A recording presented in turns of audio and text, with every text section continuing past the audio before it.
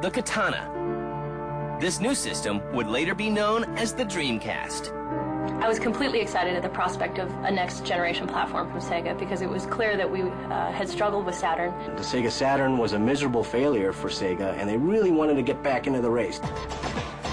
So they put out the Dreamcast way before any of these next-generation systems came out. But would gamers trust Sega after all of their past failures? Definitely what Sega was trying to incorporate into the Dreamcast, what they learned from the Saturn, was a broader audience. They were trying to make it a gamer machine for everybody. I mean, they were really trying to shift gears there. It was a really crucial time for Sega. But it was also clear that the company had every intent of rejoining the battle, and we were all ready to rejoin the battle.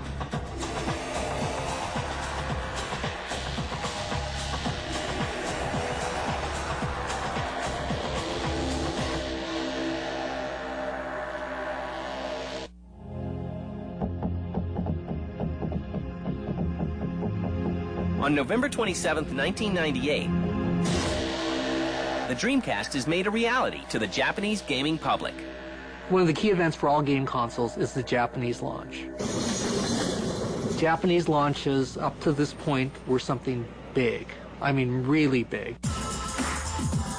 The Japanese government requested companies to not launch their game systems during weekdays because it cut down on national productivity. Trains would be slowed down as they'd go by Akihabara, which is the electric town in Tokyo. Japanese people loved good graphics. At that time, Dreamcast was very great graphics, so everyone was excited about it. But the launch is not without its problems. Due to manufacturing glitches, Sega fails to meet shipping goals for the console. So with Dreamcast, they missed their first window of opportunity because NEC was making their graphics chip, and there weren't enough available for a full launch. So a lot of people left stores empty-handed. The image of the time of the Sega Dreamcast, I think, with the Japanese public looks like maybe Sega's turning over a new leaf. It's kind of it was a new feeling for Sega, I think, and they really had a successful job of arousing interest in the public and showing that they were maybe ready to start something really strong here. It was Sega's next big console after the Sega Saturn. The Sega Saturn was a miserable failure for Sega, and they really wanted to get back into the race. So they put out the Dreamcast way before any of these next-generation systems came out. With the U.S. launch still more than a year away, Sega president Bernie Stolar takes note of the mistakes made by his Japanese partners. And I was interested in rebuilding Sega, re-establishing the strength that it once had, both in software and hardware, and rebuild a team that became a world-class team to help drive an organization. And that's what I wanted to do, and I believe that the team did that. It's not about one individual, it's about a team. What I can say about Bernie Stolar is that he did a lot of things really, really right. You compare the Japanese launch of Dreamcast to the U.S. launch of Dreamcast, and Bernie had the publicity in place. He had the enthusiasts really rallied so that they were excited. While Sega is poised to take the U.S. by storm, Sony is set to shake up the video game world. At every moment with Dreamcast, it was always kind of threatened by the looming shadow of this unshown thing. The shadow of PlayStation 2 always loomed large over it. At the beginning, everyone was very excited and behind the Sega Dreamcast, but as time went on, more and more focus shifted towards the PlayStation 2. Then, as early as March in 1999, just really a couple of months later, Ken Kutaragi unveiled PlayStation 2. And it was so much more powerful than Dreamcast, and it could do so much more than Dreamcast. Sony, frankly, was very effective in holding out that promise to gamers. I think to a certain extent they succeeded in convincing their existing PlayStation 1 audience not to get a Dreamcast and to wait until this mythical new system was going to appear. The Dreamcast excites American gamers, with pre-orders for the console reaching 300,000, shattering the record of 100,000 set by the PlayStation in 1995. We really had to reestablish ourselves as a company and gain the consumer confidence back. And they were very, very aggressive, pushing the whole idea of Dreamcast. There was a lot of excitement about the Sega name at that point. Less than 1 month before the launch of the Dreamcast, the team at Sega is dealt an unexpected blow. Right before the day itself, Bernie was fired from Sega. I didn't agree with who was at that then became my boss, Mr. Okawa. So we had a parting of the ways, and I left the company. It was unfortunate, but the team that I had built and the team that had really helped build the launch, they were in place. They were ready to go. They were ready to drive the product. And they did. The Dreamcast juggernaut could not be derailed, and the system launched in the U.S. on September 9th, 1999 for $199. I think what made the Dreamcast so great are really the games. Right from launch, it had a couple really great games. It had the Soul Calibur. Sonic Adventure was really popular. It had great football games with Sega's NFL 2K series. Here's the snap. Barr passing for the score. And he's in for the score. One of the other things that made the Dreamcast so great is the online feature. Out of the box, this came with a modem, this system. Immediately, you could be getting on and playing against other people across the country, and that was a real novelty back then. Just 4 days after the U.S. launch, Sega reports selling 372,000 Dreamcasts and bringing in over $132 million. The launch was successful. Sega was successful. And it regained the confidence of both the retail community and the consumer. We knew the Dreamcast was a tremendously successful launch when retailers started calling us in week 2 and 3 saying, we're out of stock, we're out of stock, we have to have more hardware, we have to have hardware, people are banging down our door. Sega tried to do all the things that they had done wrong with Saturn, right with Dreamcast. Saturn was very miserable to program. Dreamcast was a snap to program. Saturn had a very old-fashioned controller. It was really just a Genesis controller, still at the kidney bean shape. Dreamcast had a newfangled controller. They really looked and tried to do everything different. And that side of things was really good.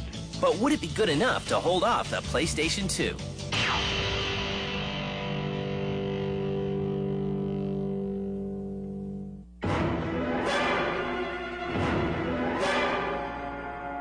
On October 26th of 2000, the heavily hyped PlayStation 2 is unleashed on the masses. The first year of PlayStation 2, the biggest hit on PlayStation 2 was Matrix. People were watching the movie. They weren't playing the game. PlayStation 2 sparked the DVD market in Japan. DVD hadn't caught on in Japan. And before PlayStation 2, you'd walk through Akihabara and there'd be game stores every place. After PlayStation 2, you'd walk through Akihabara and you'd see DVD stores. And if you walked into these DVD stores, they were demonstrating movies using PlayStation 2. The Dreamcast would have been a bigger player, in my opinion, had it had a DVD player installed from the get-go. Sega looked over its shoulder and they realized they had lost Japan. There was no resurrecting Japan. They might have been able to hold Japan if they'd had a DVD player in there. Because, you know, in the early days for PlayStation 2, PlayStation 2 was the cheapest DVD player in Japan. And if they had had that distinction, they might have been able to hold on. PlayStation 2 sales hit $165 million in its first 3 days. And the Dreamcast suffers. I mean, it was just silent. Dreamcast sat on store shelves. No games did that well again. Even good games just kind of sat there and people took them, but it was just somebody turned off the light. It was a big hit with gamers, but unfortunately it wasn't really, commercially viable. It came in at a sort of awkward time and right before the release of the PlayStation 2. So unfortunately it didn't sort of build the fan base that it could have. Sega, you've got to understand, is hemorrhaging money as a company. They realized that if they could sell 4 to 5 million units worldwide, that they could still have a profitable market. They could last a little longer. Sega catches a break in December of 2000 when Sony can only ship half as many PS2s as it planned for the holiday season. We had a crew of people who were very into being the underdog. I'll allow you to die like a warrior. Oddly enough, becoming the underdog almost galvanized us further. Really brought us together as a team because we knew exactly what we had to do. And they thought, we drop our price, we come out aggressive with all kinds of things, including you could have a free Dreamcast. And it wasn't enough. They pushed. And at the end of Christmas, they hadn't made headway. What are you saying? Rumors started coming out that Sega was no longer manufacturing Dreamcast. No! And I remember interviewing Charlie Belfield. I said, the rumor is that you're going to discontinue. And he said, no, that's not true. And I said, are you manufacturing them now? And he said, no. And I said, how much inventory do you have? And it turned out that there was more inventory in the channel and in their warehouses than there was sold. And I said, okay, that doesn't look good. Charlie, when will you start manufacturing again? And that was when Charlie said, we have no plan to start manufacturing again. And that was the first time Sega came out and officially announced that, yeah, we've discontinued. It was a real crush to the egos of everybody. I mean, I remember I was in the meeting where we were told that the Dreamcast was not going to continue, and everyone just was silent. Everyone was just speechless. No one said a thing. It was just very heavy, very oppressive. I don't know that Sega could have done anything differently to really save the Dreamcast. The biggest nail in their coffin was Sony really pushing the PlayStation 2. To the delight of gamers around the world,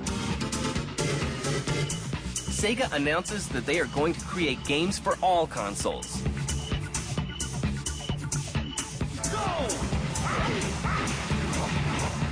I think it was a time where Sega really had to address itself and say, are we going to now just be a software company? And if we are going to be a software company, is the team that we have here going to be one of the best organizations to build great software? Because that's going to have to be our focus. Come on, let's begin. And that's going to have to be our drive.